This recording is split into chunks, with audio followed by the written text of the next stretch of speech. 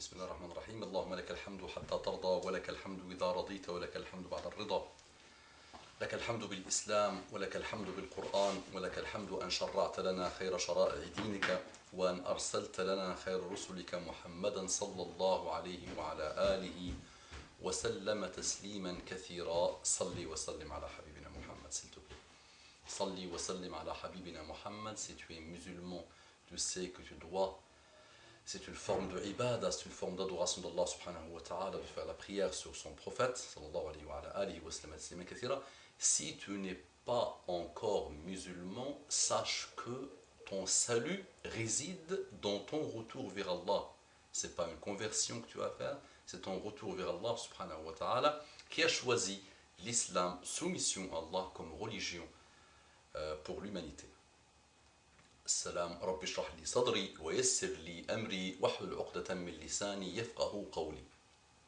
السلام عليكم ورحمة الله وبركاته. Que la paix d'Allah subhanahu wa ta'ala, sa miséricorde et ses bénédictions soient sur vous, mes frères et sœurs, partout dans le monde.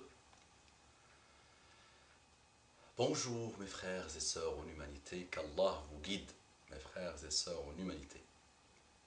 C'est vrai qu'on me reproche, là, il y a une jeune femme l'autre jour qui m'a reproché le fait que j'oriente mes vidéos plus ou moins vers ceux qui n'ont pas encore goûté et qui n'ont pas embrassé l'islam, et en vous appelant des koufars, des mécréants, mais nous sommes des humains et vous n'avez pas encore eu la chance et le grand bienfait d'Allah subhanahu wa ta'ala, vous, nos frères en humanité. Pourquoi je vous appelle nos frères en humanité? Parce que nous avons l'humanité en commun. Et je fais la différence avec mes frères en islam, qui est un lien extrêmement important, beaucoup plus important que tous les autres liens. Donc à cette sœur, je dis que nous devons montrer le message d'Allah subhanahu wa ta'ala aux autres. Et nous ne devons pas être binaires avec les autres. Un, c'est nous les musulmans. Zéro, c'est les autres, et tout le monde est en enfer, et on ne parle pas à eux, et on ne leur adresse pas la parole, et nous sommes condamnés à être en confrontation avec eux. Ça, ce n'est pas les musulmans. Sachez, mes frères et sœurs, en islam et en humanité, que ce n'est pas ça l'islam.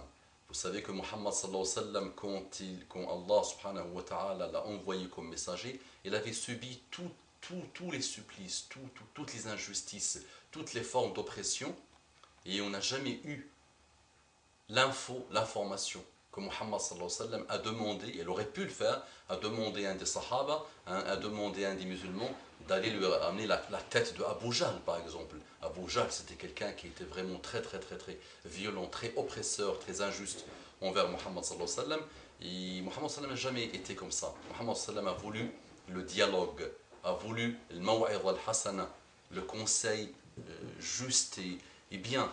Muhammad sallallahu alayhi wa sallam a voulu transmettre par le comportement. Muhammad sallallahu alayhi wa sallam a été quelqu'un de paix. Et donc il faut savoir, mes frères et sœurs en islam, qu'il faut sortir de ce schéma de moi et l'autre, l'autre et le malheur, l'autre et le mal. Déjà l'autre, est-ce que tu lui as montré ton trésor? Est-ce que tu as fait l'effort de lui montrer qui tu es?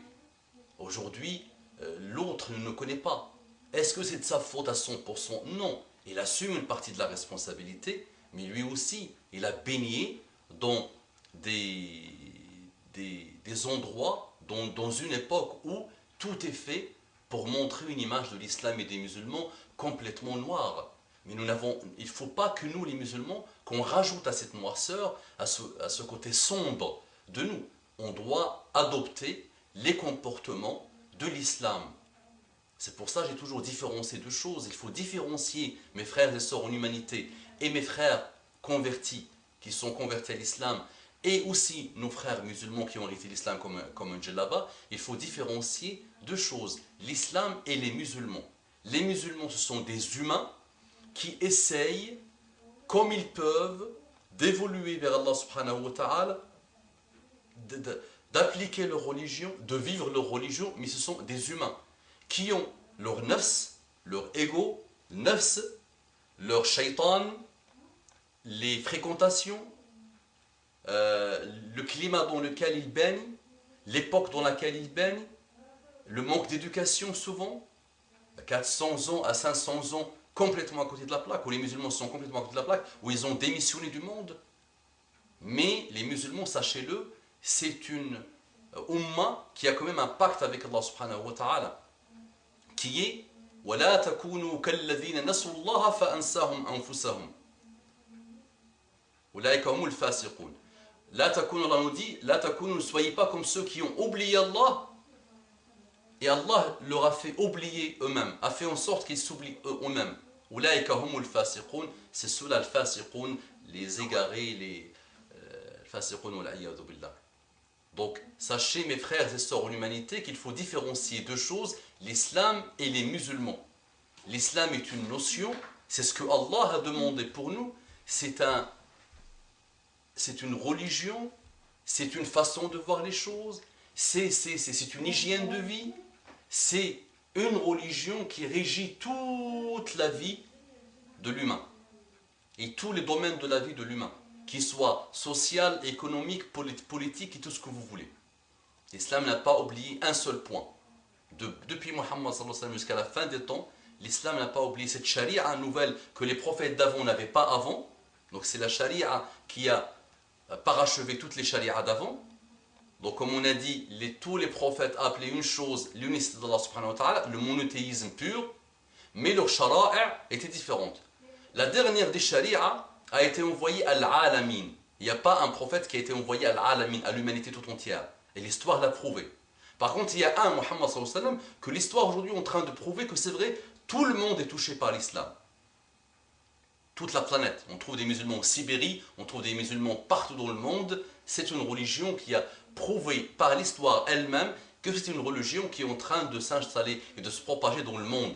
Quoique les kuffars, les mécréants, les fasiqoun, les hypocrites, ceux que ça n'arrange pas, fassent. Quoi qu'ils fassent, alhamdoulilah, l'islam règne.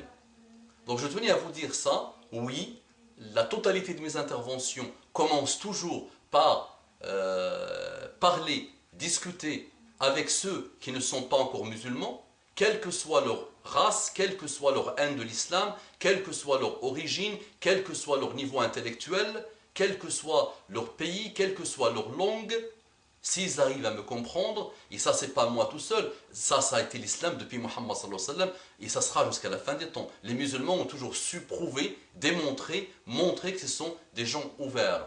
Donc oui, c'est un message, ce sont des petites interventions de rien du tout, ou si j'arrive à passer un seul message, je serai le roi du monde, c'est paix, paix, paix. D'abord, ouvrez vos cœurs, ouvrez vos cerveaux, ouvrez vos têtes, ouvrez vous-même au message, lancez vos recherches, apprenez l'islam, essayez de le connaître, et après, jugez-le. Soyons malins, soyons intelligents, on ne commence pas par étudier une chose par le prisme, en prenant l'angle de ceux qui ont la haine pour elle. Ça c'est mauvais, ça c'est marcher sur sa tête. Par contre, tu commences à prendre des livres. Moi-même, à une époque, j'avais fait un travail sur Theodor Herzl, celui qui avait fondé le sionisme politique. Je ne me suis pas contenté d'une seule vision. Je me rappelle, j'avais lu en 15 jours une dizaine de livres. C'était jour et nuit, j'arrêtais pas de lire. Pour connaître un peu le personnage, ce qu'il a fait, sa trace, tout ça. Même si c'est un ennemi juré pour moi, le Theodor Herzl, c'est quelqu'un qui a créé le sionisme politique, et Dieu sait que dans le monde d'aujourd'hui, je ne déteste pas une chose plus que ma détestation de ce que font les sionistes dans le monde. Voilà, donc voilà, j'ai donné un exemple extrême sur Theodor Herzl. Sur la lecture, on doit lire, on doit apprendre d'abord, on doit prendre ce que disent les gens qui aiment Theodor Herzl, après on doit prendre aussi ce qu'on... Voilà, c'est ce que je vous demande aussi de faire. Essayez d'étudier d'abord par le prisme des musulmans, sinon prenez les orientalistes tout au long de l'histoire et essayez de lire ce qu'ils ont écrit eux aussi. Pas mal d'orientalistes ont été justes et honnêtes et ils ont dit des choses que vous ne pouvez même pas imaginer, mais que les médias ne vous racontent pas, ne vous disent pas. Voilà. Donc pour cette sœur musulmane qui m'a reproché le fait que j'oriente pas mal mes interventions à mes frères en humanité et sœurs en humanité, أقول قولي هذا واستغفر الله لكم فاستغفروه إنه كان غفورا رحيما. كالله نجيد اللهم اهدنا واهد بنا واجعلنا سبيلا من الاهتداء اللهم صل على محمد النبي الأمي وعلى آله وسلم تسليما كثيرا.